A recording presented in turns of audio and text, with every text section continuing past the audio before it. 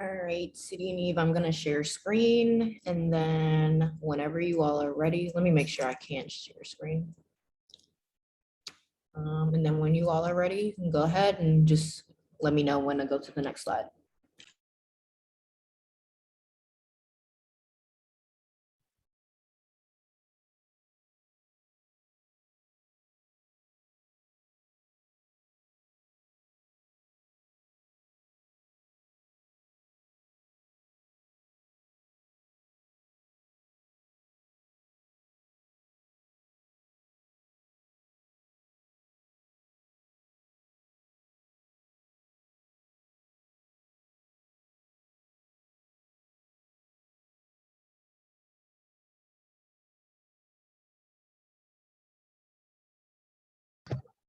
Okay, we can start.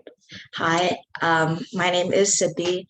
I am a freshman at Rice University. Previously, I was a student in Clayton High School in St. Louis, Missouri. Yeah. Hi, everybody. My name is Eve Rosenblum. I am a senior at Metro High School in St. Louis City.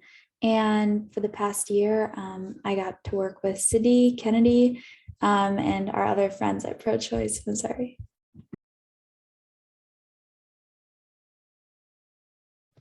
So for this survey, we asked current and former high school students in Missouri about the state of their sex ed, and they had a lot to say about it.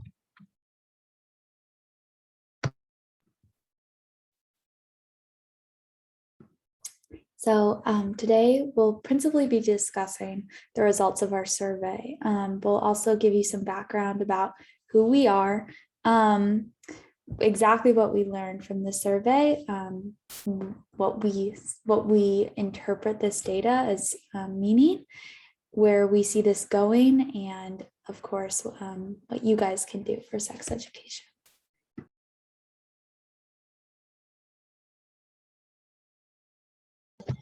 So first, we're going to give a little bit of context of who Pro-Choice Missouri is.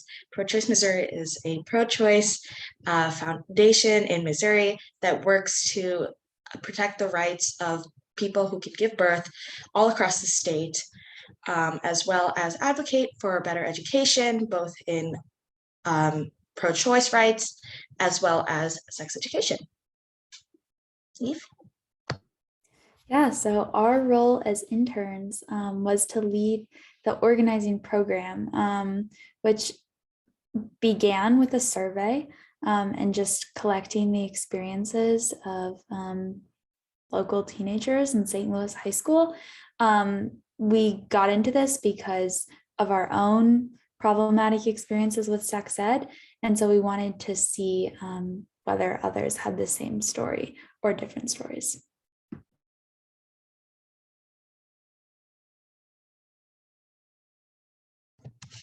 Yeah, so the survey context was in the summer of 2020.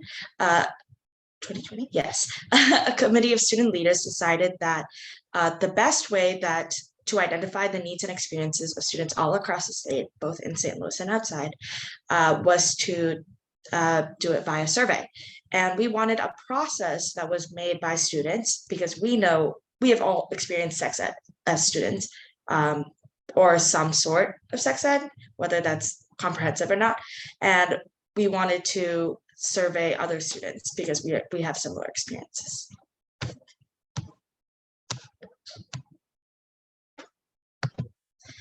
So as I mentioned before, we collected the survey results from April 22nd, 2020 to this summer, July 15, 2021. And over this period of time, we managed to collect over 700 surveys all across Missouri. So that's a huge amount of surveys that was done a lot through peer-to-peer communication, social media, and grassroots organizing methods. So what we did was usually reach out to people through social media, reach out to our friends at school, and we asked them to fill out the survey and ask them to share the survey amongst their circles, which is how we were able to get such a large number of people. And while gathering these results, we were able to also build a base of student leaders and supporters who were able to help us advocate for better sex ed and also spread the survey around.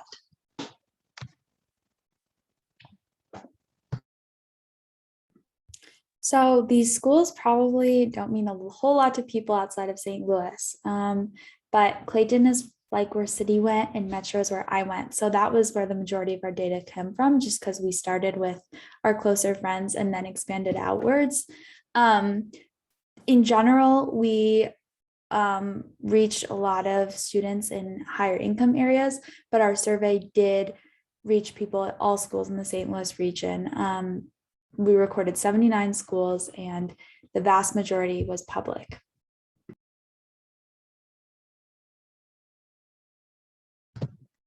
So a majority of people had sex ed in their school, but a good amount of people had not. So about 58% responded that they had sex ed in their current school.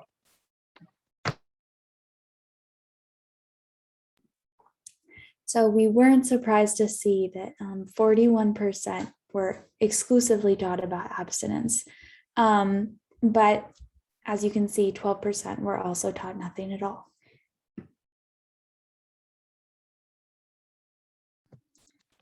On the other hand, majority of people were taught nothing about consent, with only 12% being taught completely about consent, which is a key thing lacking in our sex education.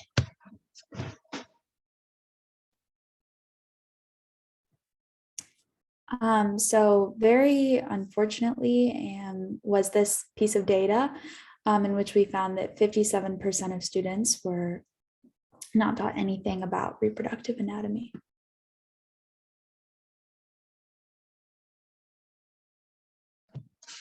However, a lot of people were taught about how pregnancy happened.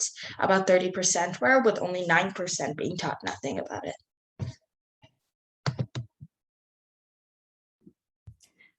So I'd like to emphasize that there were many different forms of birth control that were taught in sex ed curriculums, but once again, the largest number was abstinence with 560 students, and the other methods, only received nearly half as many respondents. So there was a lack of diversity in birth control options being discussed in curriculum.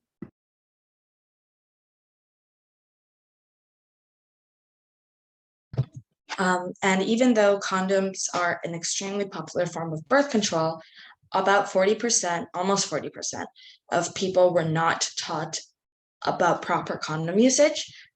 And 8% of people were only taught about proper condom usage.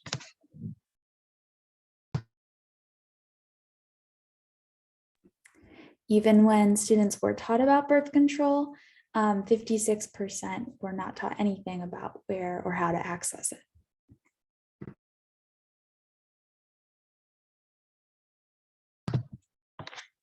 Almost more than half of people were taught nothing about abortion, with a very, very small percentage of people being taught about it, like 4% at completely and 5% at mostly. So clearly abortion was not being taught at like much in most people's sex education.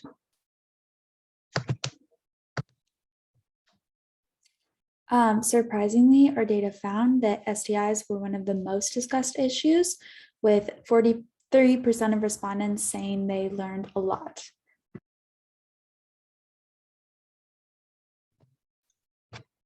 Contrastingly, however, most people were not taught about non-communicable diseases of the reproductive system, like endometriosis and PCOS, with 52% of people being taught nothing about it.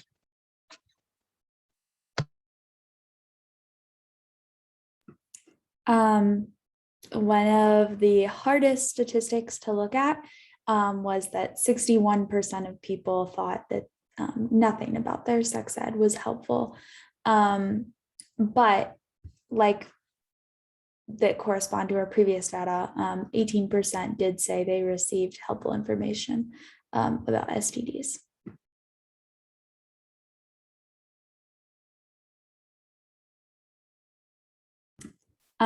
One student told us in the survey, "I wish we'd discussed masturbation and how to take care of our reproductive systems, what is and isn't healthy for your vulva," as an example.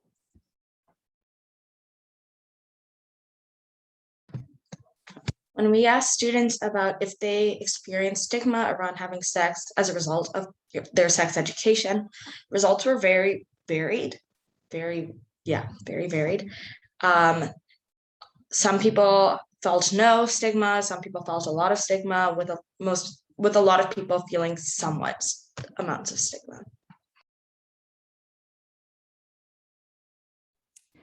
So over 30% of students said that they were not satisfied at all with their sex ed, with only 3% saying that they were completely satisfied.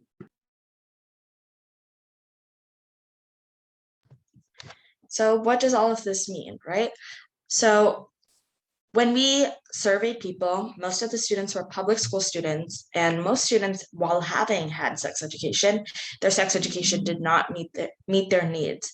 A lot of what we looked at shows that students were given sex education with the expectation that they weren't actually going to have sex. So a lot of education about access and keeping themselves safe while having sex was not taught, and they were not actually provided with any family planning or pregnancy resources in case they needed those resources.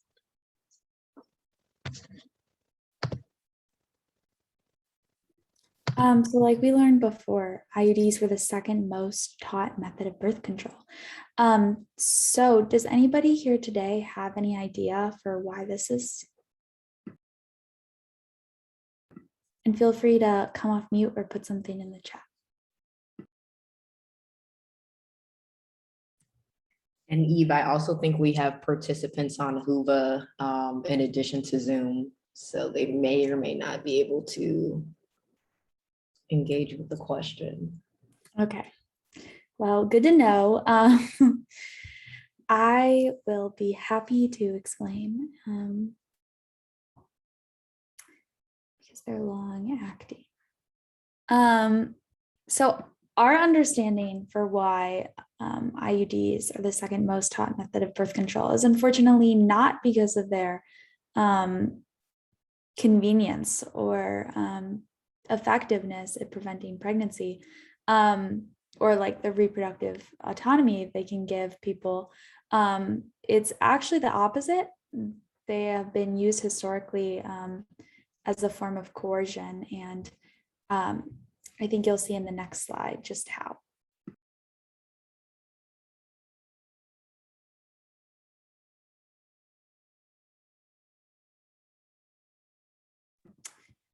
We saw in the case of Britney Spears, for example, where her parents mandated that she have an IUD.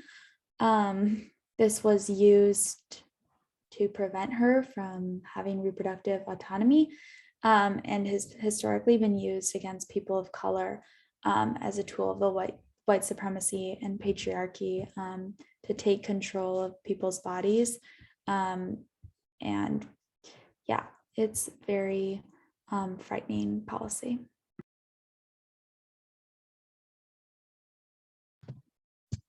Additionally, while condoms are one of the most popular birth controls, 39% of students were not taught about actual proper condom use, which again reinforces that students are taught sex education with the expectation that they will not have sex, which obviously can be very detrimental to students. Another thing about why condoms need to be taught is because it is one of the only forms of birth control that can both protect against STIs and prevent pregnancies. And so clearly there is like some sort of condom stigmatization. Additionally, what we found was that there was an extreme focus on STIs while less of a focus on birth control methods. And again, it's a tactic used to scare students towards abstinence-only education without providing them the resources and the methods to keep themselves safe from getting these STIs and STDs. So an important piece of contextual information for St. Louis is that we have some of the highest STI rates in the country. At some points ranking as #1 for rates of gonorrhea and chlamydia. As well, Black youth are nearly 10 times as likely to be diagnosed with chlamydia. So you can see that there's a crisis taking place in our city, and yet simultaneously, our survey results found that the sex ed students were receiving was poor and absolutely not comprehensive. I especially want to emphasize that the sex ed also lacked in information on healthcare, on topics like endometriosis, PCOS, which when that information isn't provided, these conditions can really be exacerbated.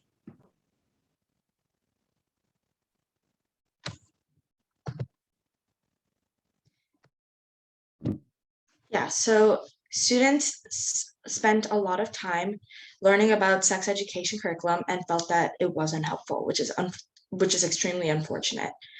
Most students experience some sort of stigma around sex education, and their already existing sex education, and their existing sex education reinforces the stigma. For an example, with consent and healthy relationships, if examples of healthy relationship and more consent education isn't taught, students will fall into cycles where they can blame themselves if anything happens, or they'll normalize unhealthy relationships within their own lives. And another thing is that many students were not taught LGBTQIA plus specific education, which can exclude queer students from their environment and make them feel already more excluded than they already feel within their learning environments, which is never something you want a student to feel. Another thing that is stigmatized in sex education is pregnancy options, including abortion. A lot of women already feel shame in choosing abortions because a lot of people, including our politicians, really make it seem like you're a horrible person if you choose that, which obviously is not true. Taking care of yourself and your future is not a bad thing to do, but not teaching this and not teaching pregnancy options, including abortion, within sex education can lead young people to not make the best decisions for themselves. Finally, like not teaching a full range of birth control options and access can lead students to have outcomes that they may not want, and not being educated in that can lead to unintended consequences and stigmatize using birth control and other forms of, and not being able to access that can really hurt them in the future.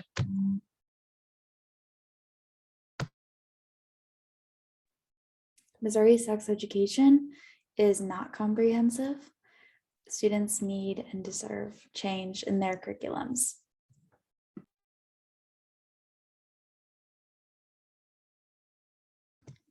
So what is the future of sex education in Missouri? So Pro-Choice Missouri will be releasing a survey report, which we will share with elected officials, which we will share to school board members, parents, and other community members in order to pursue state and city level advocacy. We want to continue to organize and build a base of students that want to improve sex education. This includes organizing meetings, doing some more of that direct action, grassroots advocacy, and more. And, finally have more conversations with students, since this issue affects us, so it has to be fought by us. So having conversations with students through social media, through clubs, through after school activities is how we're going to continue to build that base of students to improve our sex education.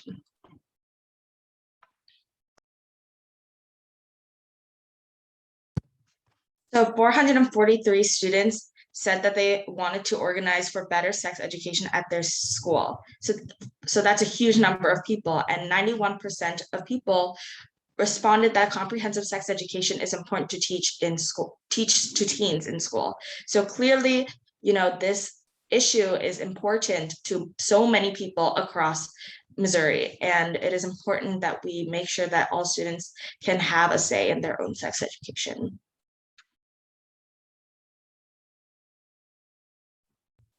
So there's a number of things that you can do today, right after the meeting. You can help us expand abortion access by donating to your local abortion fund using the link here. You can also help build grassroots power in Missouri by donating to Pro-Choice Missouri. And then you can educate. You can educate your friends, your family, anybody in your life about self-managed abortion. And we have some really great resources at reproaction.org too.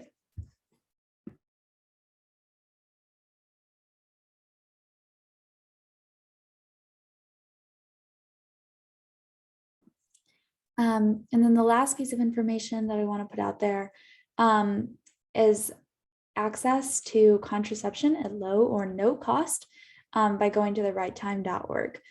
So this is another really great resource. They have locations across Missouri and they provide all methods of birth control.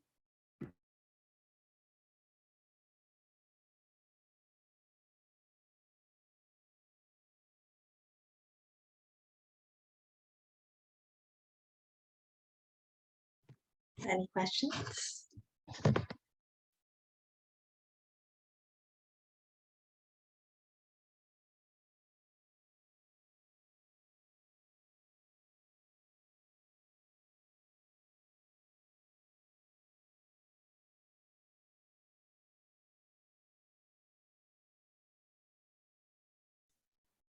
Oh, I was gonna ask Kimberly, are there additional people on Hoover that like are asking questions right now, or because I was wondering about that.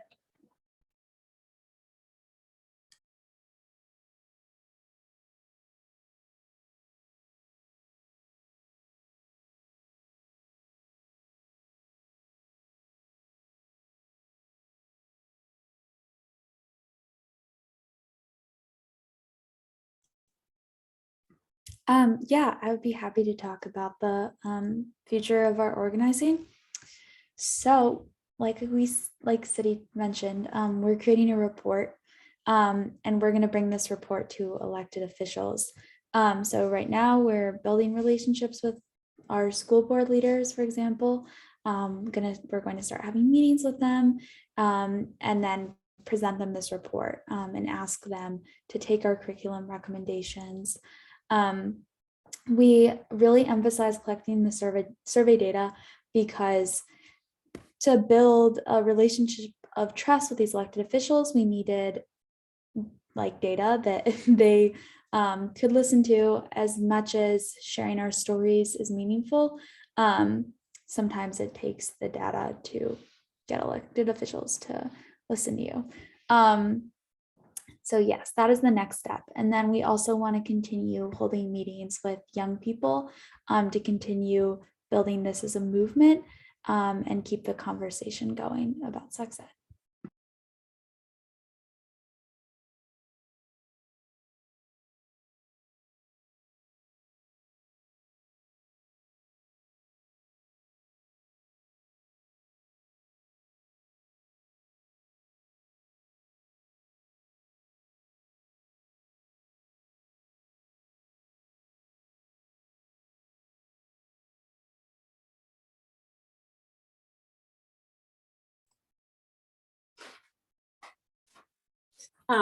I don't have a question, but I want to thank you all for putting this on for us. It makes me a little emotional because I'm very passionate about sex ed, and I think that students, I love the fact that you guys as students saw this problem and wanted to resolve it and did all of this to do that. So thank you so much for putting this on and for all of that information.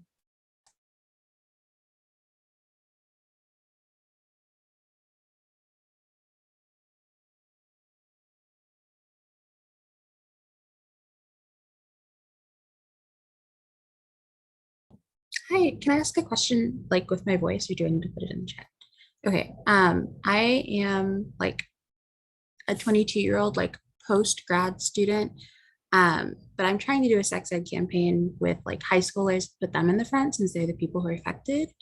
And I guess I was just wondering if you had any advice for like how to engage high school students and not, I just don't want to come across as like condescending because I like there is a gap in age and like I'm not the person affected. Um, but I also just don't know how to get in, like, I don't know what I have in common or how to have a conversation with a 16-year-old anymore, basically. So any advice you have would be super. Yeah, I think a big part of it is making sure you're actively listening to the experiences of them because obviously they're the ones going through it, and treating their experiences as valid and real because they are. And as you mentioned, like making sure that you're letting them spearhead whatever actions they're taking. Yeah, and acting more as like an advisor sort of position, I think is like the best way to be involved while also making sure that they're the ones making the change for their sex education and they're the ones having the most input in their sex education. And I'll hop in and answer that a little bit too, because, like I'm 25 years old and obviously even Siddhi are, well, not high schoolers, but teenagers. And so I think like really what helped me a lot with connecting and obviously listening and like treating their experiences as valid, but also like sometimes connecting back to your sex ed experiences, and thinking about those things and, relating and maybe even finding out differences between like their sex ed, the time difference and whatnot. So. Yeah, and I would love to add that, like, when I began this, I honestly barely thought about my experience with sex ed, and like going through the work with Pro-Choice Missouri. Like that was when I began reflecting on my education. So like we're all going on this journey, and young people are just beginning it. So like Siddhi said, you can be their guide, but you can't tell them what to think, and I think that's really been like in my meetings with Kennedy too. Like she asks questions, but she's not telling me, like, was that experience bad? And it's, giving young people the space to come to that themselves. I think that's how you begin a movement and allow people to care about something.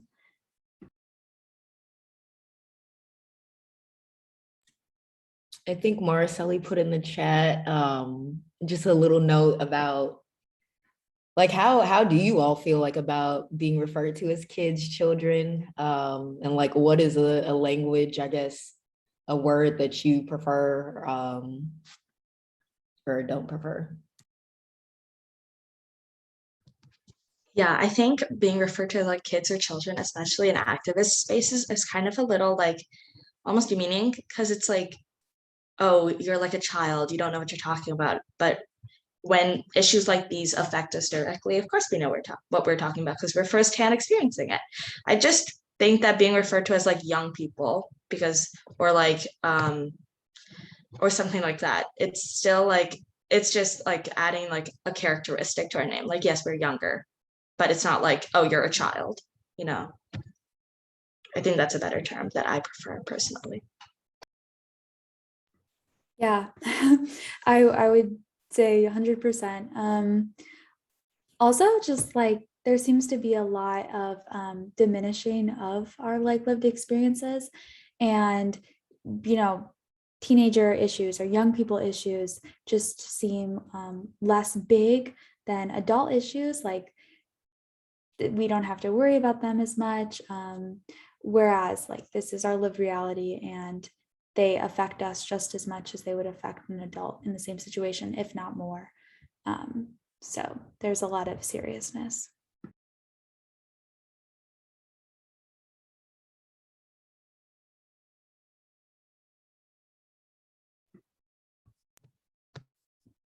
Did you want to talk about that one, Siddhi? You can go ahead. Okay.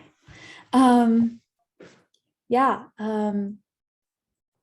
Like we found in our survey, there was a huge lack of discussion around consent. This is something that we want to investigate more and learn more about.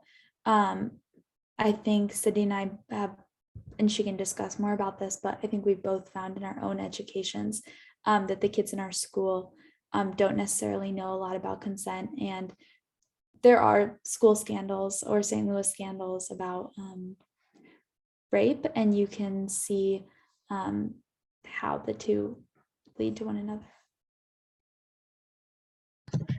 Yeah, like to add on to that, I think that a lot of students, if they are taught about consent, the only thing that they're taught is that no means no, but they're not taught about like the nuances of consent. Like if somebody is drunk, they can't consent, and other things like that. Or if someone's incapacitated, they cannot consent. And if someone seems unwilling, that's not consent. And I think that this can lead to rape culture because someone can assume if someone's not in a state where they can say no, like that doesn't mean they're consenting. And if you're only taught that no means no, well, and you're not taught anything else, you're going to cross a boundary, and that's not okay. And schools need to do a better job of making sure to educate their students on all different types of consent, not just one type.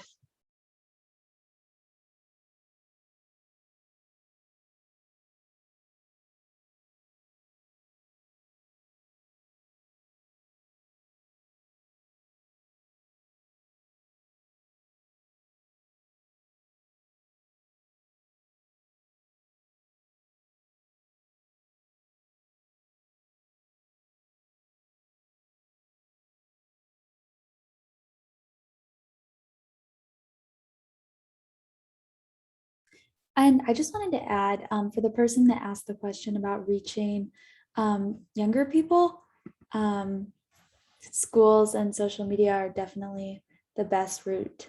I'm sure it's probably a little weird to like reach out to somebody on Instagram or something like that, but that is where the teenagers are. So just like creating an ad or like a Canva message that you can post and people can share, I think that's one of the best ways.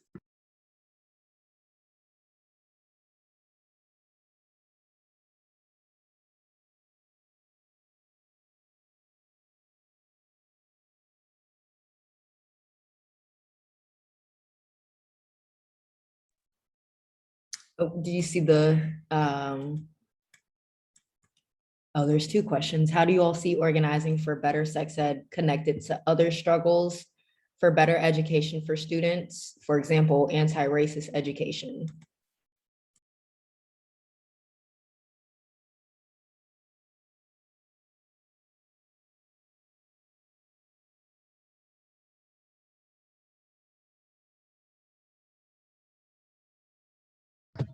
I think a lot of organizing for better sex ed, at least that we do at Pro-Choice, is taken through like an anti-racist lens, which I think that all education needs to be taken through.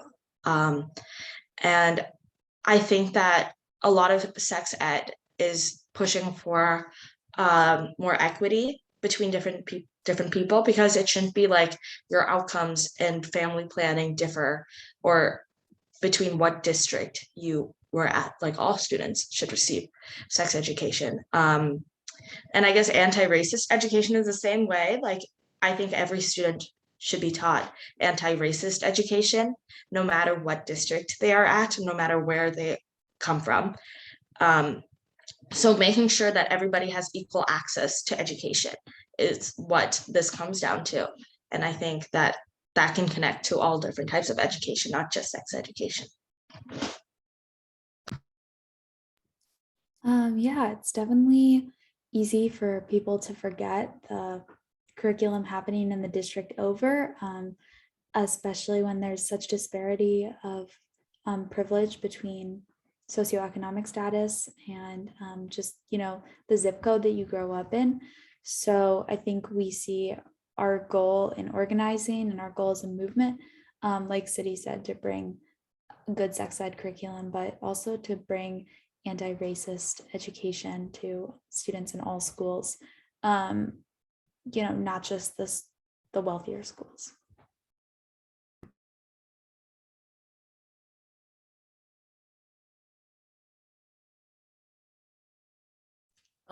And then Kimberly asked, were your parents supportive of your activism?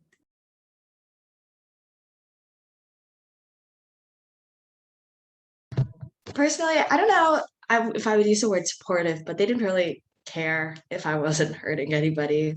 They weren't I don't know if they like ever pushed me towards activism. I think that was more through the friends I made in school who were like very activist minded, and through the environments I was in. Maybe first, yeah. I mean, they always taught me to be good to others and to be kind to others, but they weren't, I think that translated into activism for me. So they were mostly like, you do whatever you want. We don't really care.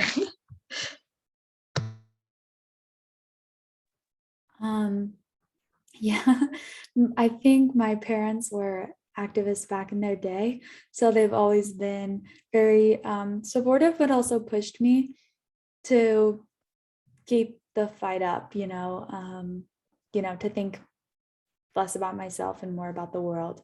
So they're a good balance for sure.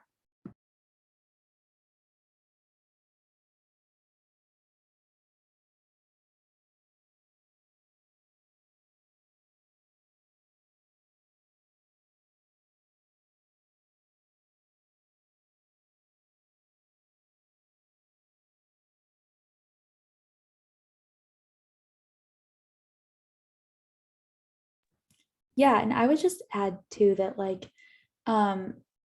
we saw maybe some of the worst sex ed curriculums at religious high schools in St. Louis. And for students going to those schools, they don't necessarily have the same, they're not going on their sex ed journey yet, because at home they may have parents that are, sharing the same narrative as at school. So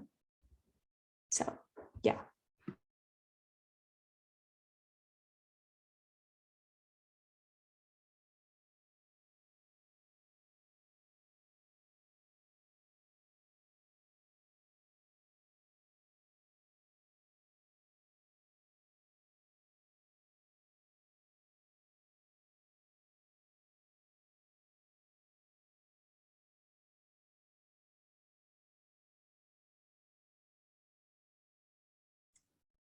You all see this question, or just comment about the religious, okay.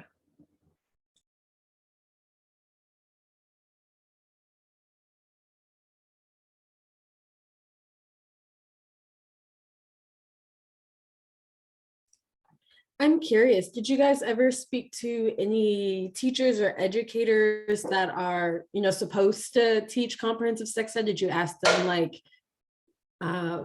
why they weren't teaching it, like a full spectrum of it?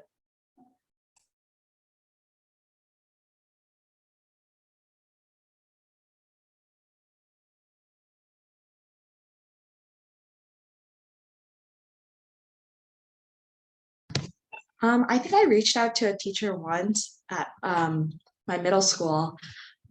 She didn't really respond to me. She said she was like, "Oh, I'll get back to you." She kind of avoided the question, so I don't think I ever pursued that. I wish I had, but yeah.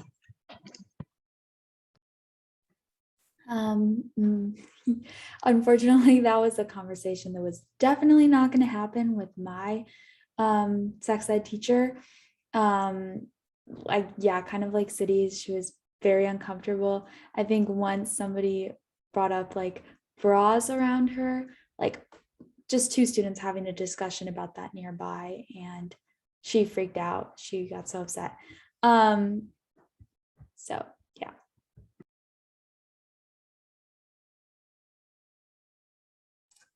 Thank you. I know it was focused on students, but it's always so interesting to see like how the people that are supposed to be teaching this get so squirmish, and it's like, well, then maybe this isn't what you should be doing. But thank you. Yeah, I think it was really interesting to see how students were way more willing to have conversations than adults were. You know, like so many administrators that we messaged just would never even reply.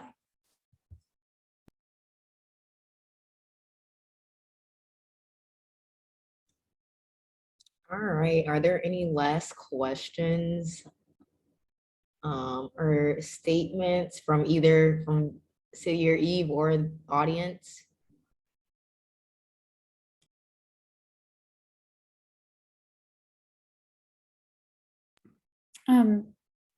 Do we know anything about Leslie's question? What was, oh, do you find that students at religious schools wanted better sex ed at the same rates as public school students? Y'all have a response for that?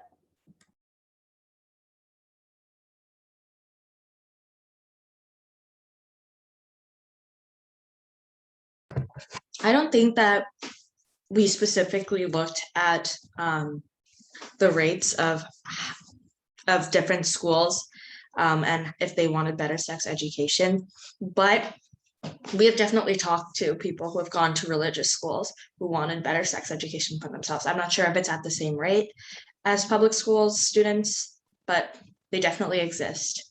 And overall, we definitely did see like a large number of people, as we should before, who wanted better sex education.